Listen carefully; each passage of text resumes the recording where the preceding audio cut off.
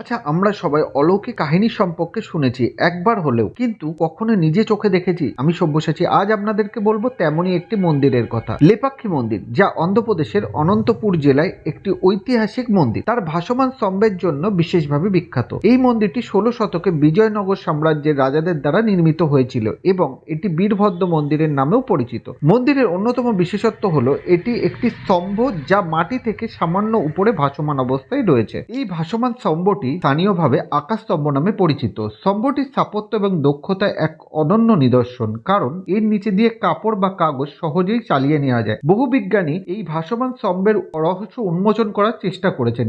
ধারণা করা হয় এটি একটি ভারসাম্য বজায় রাখার কৌশল যা মন্দিরটি স্থাপনের কালে ব্যবহার করা হয়েছিল। এটি শুধু স্থানীয় বাসিন্দাদের জন্য নয়, পর্যটকদের মধ্যেও কৌতূহলের সৃষ্টি করে।